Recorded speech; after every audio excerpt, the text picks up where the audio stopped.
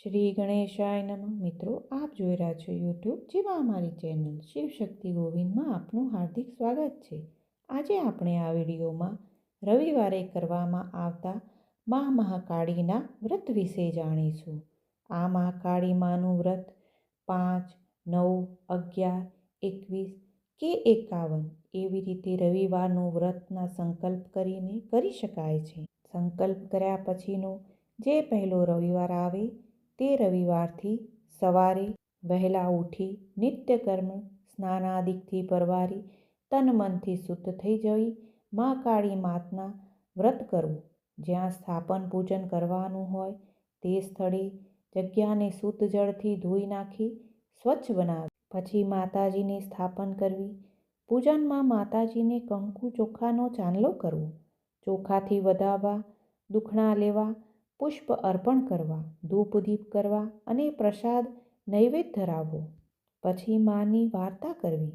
મહાકાળી માતાનું વ્રત કરવા માટે જેટલા રવિવારનો સંકલ્પ કર્યો હોય તે રવિવારનો છેલ્લા રવિવારે વ્રતનું ઉજવણું કરવું. આ પ્રમાણે મા મહાકાળી માના વ્રત કરવું. પ્રતાપગઢ નામે એક નગર હતું. નગરનો રાજા પ્રતાપસેન અને રાણી વિદ્યામતી. રાજા રાણીને એક કુંવર અને કુંવરી હતા. રાજા અને રાણી તે સર્વે વાતે સુખ હતું. કોઈ વાતની કમી હતી નહીં. રાજા પોતે યમ નિયમવાળો, ધર્મપ્રેમી અને પ્રજાવત્સલ હતો. રાણી વિદ્યામતી અને નામ પ્રમાણે જ વિદ્વાન હતી. રાજા પ્રતાપસેનના બધા જ કાર્યોમાં સહભાગી બનતી. રાણી રાજાની માત્ર સહચરી જ નહીં, સલાહકાર પણ હતી. રાજાને યોગ્ય સમયે યોગ્ય સલાહ આપતી.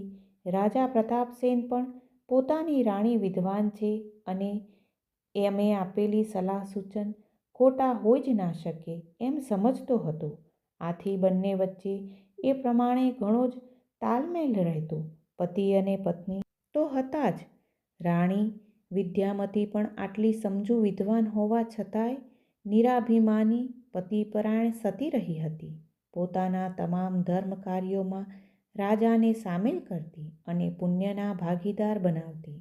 પોતાના સંતાનો કુંવર અને કુંવરીઓ પણ દિવ્ય સંસ્કારોનું સિંચન કરીને રૂપ સાથે ગુણમાં પણ સુંદર બનાવવાનો યથાર્થ પ્રયત્ન કરતી. આમ કુંવરી રૂપસુંદરી તો હતી, સાથે સાથે ગુણસુંદરી પણ કહેવાતી. કુંવરનું નામ રાજા રાણીએ સત્યસેન રાખેલું. કુંવરી તો ઘણી સુંદર નામથી પોકારાતી. આમ બંને કુંવર અને કુંવરી 32 લક્ષણા હતા. મોટા થયા એટલે રાજા પ્રતાપસેને રાજગૌરને પોતાનો સમોવડીયો રાજા શોધી તેના કુંવર સાથે ગુણસુંદરીને પરણાવવાનું માગું લઈને મોકલાવ્યા ને કહ્યું, રાજગૌર શ્રીફળ આપીને જ આવજો. ગુણસુંદરીને લાયક ગુણવાન, શૂરવીર અને રૂપવાન મૂર્તિઓ શોધજો. એવું તો તમને કહેવું પડે તેમ નથી. આમ કહી રાજગૌરને માગું લઈને રવાના કર્યા. આમાંય ભગવાને સહાય કરી. સુંદર રાજકુમાર અને રજવાડું શોધી રાજગૌર શ્રીફળ આપી આવ્યા અને લગ્નનું મુહૂર્ત પણ સાથે લઈ આવેલા. કુંવરી ગુણસુંદરીના લગ્ન બડી ધામધૂમથી રાજા પ્રતાપસેન તથા વિદ્યામણીએ કર્યા. નગરજનોને તો દિવાળી જેવો ઉત્સવ થઈ પડેલો. કુંવરીને વિદાય કરે 1 વર્ષ વીતવા આવ્યું. અવારનવાર પ્રતાપસેન પોતાના માણસો દ્વારા કુંવરીના સુખ દુઃખના સમાચાર મેળવી લેતો. કુંવરી પણ કહેવડાવે, પિતાજીને કહેજો તમારી પુત્રી સર્વ રીતે સુખી છે. રાજા રાણીને સંતોષ થતો, ઈશ્વરનો ઉપકાર માનતા. જ્યારે પણ કુંવરીના સુખી સમાચાર મળતા કે રાજા રાણી દાન પુણ્ય કરતા, ગરીબોને ભોજન કરાવતા, નગરના કે પોતાના રાજ્યમાં જીર્ણ થયેલા મંદિરને ફરીથી સજાવતા. એક દિવસ સાંજના સમયે રાજા અને રાણી બંને બેઠા છે ત્યારે રાણી વિદ્યામતી બોલી, મહારાજ, કુંવરી ગુણસુંદરીને તો સાસરે વળાવી. દીકરી સુખી છે, આપણી આંખો ટાઢી છે. હવે કુંવર પણ ઉંમર લાયક થયા છે એટલે એમને પણ ક્યાંક કોઈ રાજ્યની સુંદર રૂપ અને ગુણવાળી ધર્મભાવી કન્યા શોધી તેમને પણ પરણાવો અને સમય થયે રાજપાઠ સોંપી આપણે બંને પ્રભુ ભજન કરી યાત્રાઓ કરીએ, દાન પુણ્ય કરીએ તથા કુંવરને ફાલતા ફૂલતા નિહાળીએ અને આમ કરતાં કરતાં આનંદપૂર્વક આયખા પૂરા કરી પ્રભુ પાસે પ્રભુ ચરણમાં શરણ લઈએ. રાણી વિદ્યામતીની વાત સાંભળી પ્રતાપસેને કહ્યું, રાણીજી, તમારા મનના આ ઓરતાય પૂરા કરો, પરંતુ કુંવર સત્યસેનને ઘોડે સવારી કરવા ગયો છે. એમને આવી જવા દો, પછી એમને વાત કરો અને એમની મરજી જાણો. પછી આપણે રાજગોરને કહીશું અને કુંવરને લાયક રાજકુંવરીની શોધ કરાવીશું. બસ હવે આનંદ મંગળ. રાણી પ્રતાપસેનની રજા મંજૂરી સાંભળી સામે કહેવા લાગ્યા, હા, આનંદ મંગળ. આ બાજુ સત્યસેન ઘોડે સવારી કરતાં કરતાં દૂર દૂર પહોંચી ગયેલા. સાંજ ઢળવા આવેલી. એથી આસપાસમાં કોઈ નગર હોય તો પોતાના સૈનિકને આગળ તપાસ કરવા દોડાવ્યા. થોડો સમય ગયો કે પેલો સૈનિક સામેથી આવ્યો અને કહેવા લાગ્યો, કુંવરજી, નજીકમાં જ નવાનગર નામનું નગર છે અને નગરમાં એક સુંદર ધર્મશાળા છે. મેં ઉતારાની બધી સગવડ કરી છે, માટે આપ પધારો. નવાનગરની ધર્મશાળામાં કુંવર સત્યસેન ઉતારો કર્યો છે. સાદા વેશમાં હોય કોઈને ખ્યાલ આવ્યો નહીં અને પોતે પણ ઓળખાણ આપી નહીં. બીજા દિવસની સવારે પોતાના નગર પ્રતાપનગર આવવા કુંવર નીકળવાની તૈયારી કરી ઘોડા ઉપર સવાર થયા. ત્યાં કોઈ બહેન પોતે મહાકાળી માનું વ્રત કર્યું હશે, તેથી તેનું ઉજવણું કર્યું અને પ્રસાદ સૌને વહેંચતા હશે. કુંવરને જોઈ એમણે હાથમાં પ્રસાદ લઈ કુંવર તરફ હાથ લંબાવ્યો, પણ કુંવરે એમની સામે જોયું પણ નહીં અને પ્રસાદ લેવાની ચેષ્ટા પણ ના કરી. ઘોડાને એડી મારી નીકળી ગયા. આમ જાણે અજાણે કુંવરથી માતા મહાકાળીના પ્રગ પ્રસાદનો અનાદર થઈ ગયો. પોતાના નગરમાં પહોંચતા તો કુંવર સાવ નંખાઈ ગયા. રાજમહેલના દ્વારે પહોંચતા તો ઘોડા ઉપરથી બેભાન થતાં પડી ગયા. દોડાદોડ થઈ ગઈ. શયન કક્ષમાં કુંવરને સુવડાવ્યા. તાબડતોબ રાજવૈદ્યને બોલાવ્યા.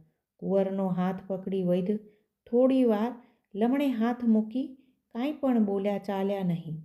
પછી એક નિશ્વાસ રાખતા રાજાને કહે, રાજન, કુંવારનું દર્દ શો છે તે પકડાતું નથી. નાડી ઘડીમાં બરાબર હોય છે અને ઘડીમાં છોડી દે છે. રોગ પકડાયા વગર કેમનું નિદાન કરવું? ઔષધિઓ કેમ કરીને આપવી?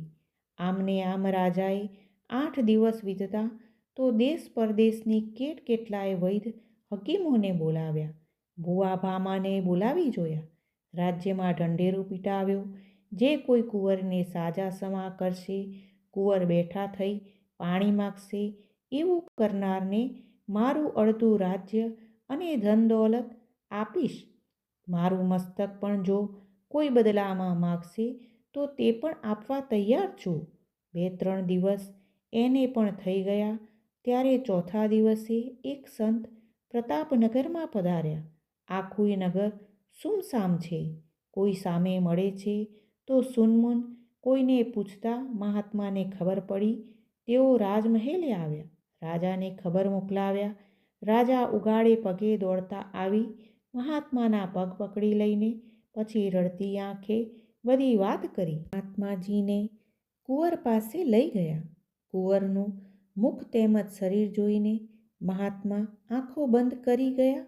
ઘડી પછી આંખો ખોલી રાજાને કહેવા લાગ્યા, રાજન, કુંવરને નખમાં પણ રોગ નથી. કુંવરે માતા કાળકાના પ્રસાદનો અનાદર કર્યો છે, તેથી મા ભગવતી એના ઉપર અવકૃપા ઉતારી છે. જાણે કે અજાણે કુંવરે મા ભગવતીનો અપરાધ કર્યો છે. એનો ઉપાય એક જ છે. નગરમાં જો કોઈએ માતા મહાકાળીનું વ્રત કરી ઉજવણું કર્યું હોય એવું કોઈ આવીને કુંવરને વ્રત કર્યાનું પુણ્ય આપે તો કુંવર માતાના અપરાધમાંથી મુક્ત થાય અને પાણી માગે. રાજાએ મહાત્માના વચનો સાંભળી નગરમાં તપાસ કરાવી તો એક ગરીબ સુથારની દીકરીએ આ વ્રત કરી ઉજવણું કર્યું હતું અને પ્રસાદ વહેંચતી હતી. સમાચાર મળતા જ રાજાએ સુથાર અને તેની દીકરીને તાબડતોબ બોલાવી બધી વાત કરી. તો બ્રાહ્મણ કન્યા બોલી, ઓહો હો રાજા બાપુ, એમાં શું? મારા કરેલ વ્રતના પુણ્યથી જો કુંવરનું ભલું થતું હોય તો અબગડીએ પુણ્ય હું અર્પણ કરું છું. આમ કહી કન્યાએ હાથમાં શુદ્ધ જળ લઈ સંકલ્પ કર્યો કે હે માતા મહાકાળી, મન વચન અને કર્મથી આપના ઉપર વિશ્વાસથી ભક્તિ ભાવે શ્રદ્ધા રાખી આપનું મેં વ્રત કર્યું છે એ વ્રતનું પુણ્ય કુંવર સત્યસેનને અર્પણ કરું છું. કહી જળનો છંટકાવ કુંવર ઉપર કર્યો ને ચમત્કાર સર્જાયો. કુંવરે આંખો ખોલી પાણી માંગ્યું. પ્રતાપસેન અને વિદ્યામતીના આનંદનો કોઈ પાર ન રહ્યો. ત્યાર પછી તો રાજા રાણીએ કાંઈક વિચારીને સુથારને કહેવા લાગ્યા, આપ પણ સુથાર છો, અમે શુદ્ધ ક્ષત્રિય છીએ, તો આપ કહો તો આપની પુત્રી અમારા કુંવર સાથે પરણાવીએ. બંને રાજી થયા. આમ હે માતા મહાકાળી, જેવા સુથાર કન્યાને સત્યસેનને ફળ્યા એવા સૌને ફળજો. મહાકાળી માતની જય.